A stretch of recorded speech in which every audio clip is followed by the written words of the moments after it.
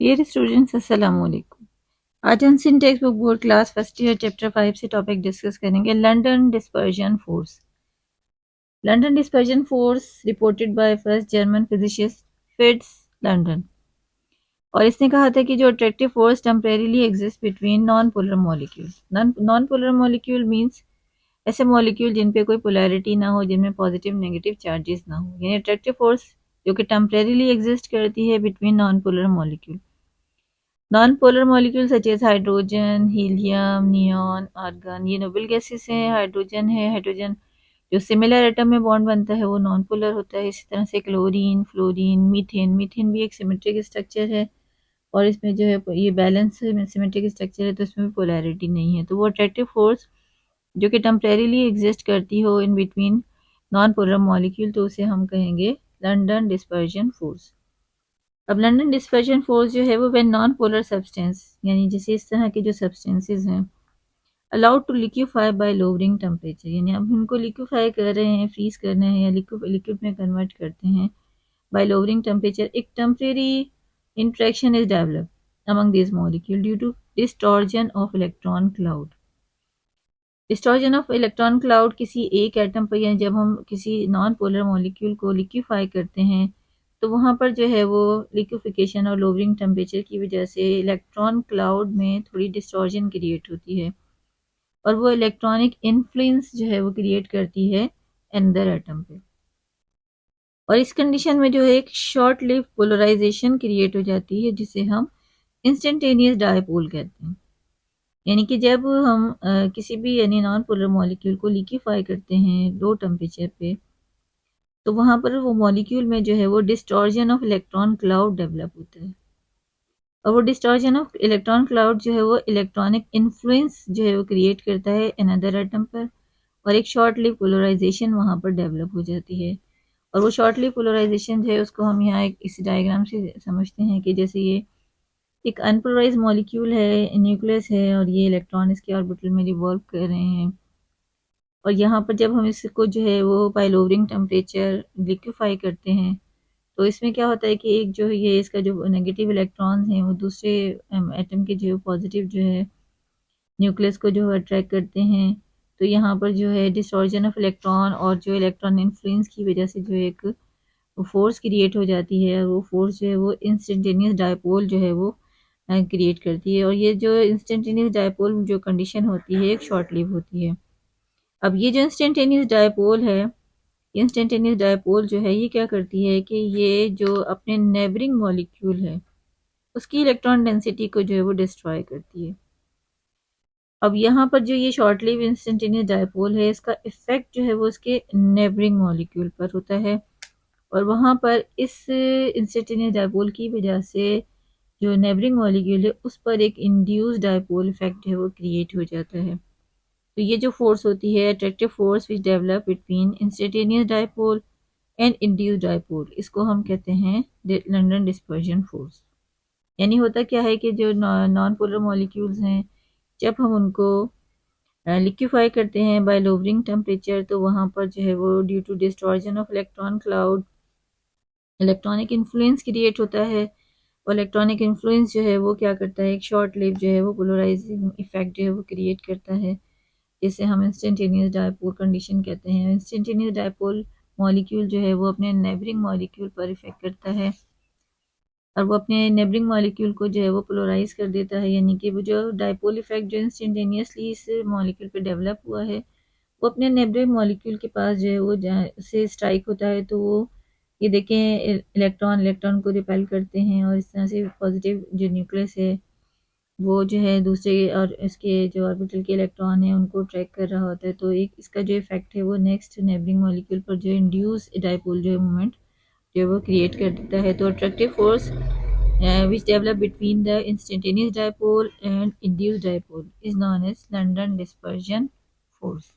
तो इस London dispersion force को जो है वो हम यानी कि बाय डेफिनेशन किस तरह से जो है वो डिस्कस कर सकते हैं कि अब यानी कि जो डेफिनेशन इसकी क्या है कि attractive force which develop between instantaneous dipole and induced dipole, यानी इंस्टेंटेनियस डायपोल जो कि due to distortion of electron वहाँ पर क्रिएट हुई है जब नॉन पोलर मॉलिक्यूल जो है वो लिक्विफाई होते हैं, तो वहाँ पर जो शॉर्ट लिव कंडीशन पोलराइजेशन जो डेवलप होती है उसको हम इंस्टेंटेनियस डायपोल कहेंगे। और वो कंडीशन जब नेबरिंग मॉलिक्यूल पर अपना इंड्यूस इफेक्ट डालती है तो वो जो इंड्यूस डायपोल है, अब इन दोनों के दरमियान जो अट्रैक्शन होती है उसको हम कहते हैं लंदन डिस्पर्जन फोर्स। अब लंदन डिस्पर्जन फोर्स जो है उसके फैक्टर्स क्या होते हैं। लंदन डिस्पर्जन फोर्स की जो फैक्टर्स को डिस्कस करने के लिए हम देखते हैं कि सबसे पहला जो फैक्टर है वो है साइज ऑफ एटम और मॉलिक्यूल। साइज ऑफ एटम और मॉलिक्यूल में जो है, यानी हम यहाँ पर जो है नोबेल गैसेस की जो एग्जांपल ले लेते हैं कि strength of London dispersion force depend upon the size of atom. यानी कि जितना साइज ऑफ एटम का जो साइज जो है वो जितना इंक्रीज होगा उसमें जो इलेक्ट्रॉन है उनकी डिस्पर्जन जो फोर्स है वो ग्रेटर होगी। यानी कि जो स्मॉल मॉलिक्यूल होते हैं वो न्यूक्लियस के पास उनके इलेक्ट्रॉन क्लोज होते हैं, टाइटली पैक होते हैं, तो जो एक्स्ट्रा जो इफेक्टिव फोर्सेस होती हैं या पोलराइजिंग इफेक्ट होता है वो इलेक्ट्रॉन क्लाउड को न्यूक्लियस से अट्रैक्शन की वजह से जो है वो थोड़ा दूर जाने नहीं देता। तो जैसे जैसे साइज इंक्रीज होता है, the increase in size the dispersion become easy. यानी अब जैसे नोबेल गैसेस में अगर हम देखते हैं हीलियम, नियॉन, आर्गन, क्रिप्टॉन, जीनन, अगर हम डाउन द ग्रुप जाते हैं तो हीलियम का जो है एटॉमिक नंबर 2 है, फिर नियॉन 8 है, आर्गन 18 है, क्रिप्टॉन 32, जीनॉन 50, रेडन तक आते आते इसका एटॉमिक मास जो है वो 72 हो जाता है। तो जितने ज़्यादा साइज इंक्रीज होता है और जो न्यूक्लियस है वो जो है वो उनका डिस्टेंस भी बढ़ जाता है, तो वहाँ पर जो इलेक्ट्रॉन डिस्पर्जन है उसकी एबिलिटी जो है वो ज़्यादा हो जाती है और जो फोर्स बिकम प्रोमिनेंट। वहाँ पर जो London dispersion force polarising effect create करती है वो बहुत ज़्यादा प्रोमिनेंट हो जाती है। और इसकी यही वजह है कि जो बॉइलिंग पॉइंट होते हैं वो हीलियम टू नियॉन अगर हम जाते हैं, जीनॉन रेंडॉन अगर हम जाते हैं, हीलियम नियॉन आर्गन से डाउन द ग्रुप रेंडॉन तक जब जाते हैं तो boiling point increase down the group because increase in molecular size. और मॉलिक्यूलर साइज में लंदन डिस्पर्जन फोर्स का इफेक्ट भी होता है जिसकी वजह से मॉलिक्यूल का जो बॉइलिंग पॉइंट है वो ज़्यादा हो जाता है। नेक्स्ट इफेक्ट है पोलराइजेबिलिटी। पोलराइजेबिलिटी ऑफ एटम और मॉलिक्यूल जो है हम उसको जो है चार्ज डेंसिटी के साथ जो है कंपेयर कर सकते हैं कि लार्ज मॉलिक्यूल या और atom have more electrons and larger electron cloud than a small atom. यानी कि जो छोटे साइज के एटम होते हैं उनमें इलेक्ट्रॉन भी कम होते हैं और उनका इलेक्ट्रॉन क्लाउड, इलेक्ट्रॉन डेंसिटी भी जो है वो कम होती है। तो लार्ज एटम, लार्ज मॉलिक्यूल जो है उनमें इलेक्ट्रॉन क्लाउड ज़्यादा होगा, उनका एटॉमिक नंबर ज़्यादा होगा और इलेक्ट्रॉन क्लाउड ज़्यादा होने की वजह से जो है वो एटम जो है वो इलेक्ट्रॉन जो है उसके वो लूजली बॉन्डेड होते हैं और वो शिफ्ट हो सकते हैं easily from one atom to another atom. तो इस तरह से उनमें जो है वो पोलराइजेबिलिटी जो है वो इंक्रीज हो जाती है। यहाँ पर इसको समझने के लिए हम 7 ग्रुप हेलोजन की एग्जाम्पल ले लेते हैं, fluorine, chlorine, bromine and iodine. तो अब इसमें देखें जब हम डाउन द ग्रुप जाते हैं तो पोलराइजेबिलिटी जो है वो इंक्रीज होती है और इंटरमोलिकुलर फोर्स ऑफ अट्रैक्शन भी वहाँ पर इंक्रीज हो जाती है, जिसकी वजह से देखेंगे फ्लोरीन और क्लोरीन जो है वो गैसियस स्टेट में एग्जिस्ट करते हैं, ब्रोमीन लिक्विड है और आयोडीन जो है वो सॉलिड फॉर्म में एग्जिस्ट करती है।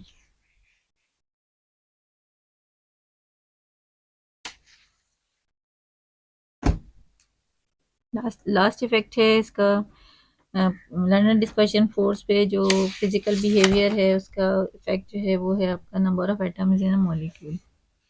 Number of atom in a molecule greater the number of atom in a non-polar molecule, more is the number of electrons।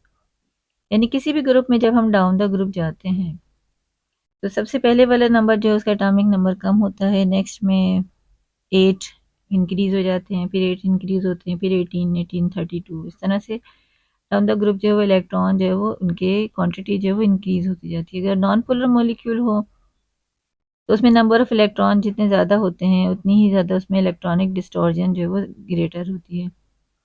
अब इलेक्ट्रॉनिक डिस्टॉर्जन जो है वो enhance the strength of London dispersion force. यानी जितनी ज़्यादा इलेक्ट्रॉनिक इफेक्ट होगा, electron डिस्टॉर्जन का effect होगा, उस इतनी ज़्यादा लंदन डिस्पर्जन फोर्स जो है वो हमें वहाँ देखने में मिली। इस एग्जाम्पल को नंबर ऑफ एटम को समझने के लिए, यानी कि जितने ग्रेटर नंबर ऑफ मॉलिक्यूल, हम यहाँ पर जो है ऑर्गेनिक कंपाउंड में एल्केन की एक सीरीज को डिस्कस कर लेते हैं। ऑर्गेनिक कंपाउंड जो मोस्टली हाइड्रोकार्बन है, और हाइड्रोकार्बन में यहाँ अल्केन की जो एग्जांपल है, जैसे फर्स्ट नंबर है इसका मीथेन। मीथेन में ओनली 1 कार्बन 4 हाइड्रोजन है। नेक्स्ट में C2H6 यानी फर्दर CH2 ग्रुप इसमें इंक्रीज होते जाता है। जैसे ये कि होमोलॉग सीरीज हमने केमिस्ट्री में पढ़ते हैं, methane, ethane, propane, butane, pentane, hexane, heptane, octane, नोनेन। तो यहाँ देखिए जो फर्स्ट मेंबर हैं इसमें less number of atom, less number of molecule हैं, तो ये गैसियस स्टेट में एग्जिस्ट करते हैं। यहाँ पे इलेक्ट्रॉन डिस्टॉर्शन इफेक्ट कम है, लंडन डिस्पर्जन फोर्स भी कम है।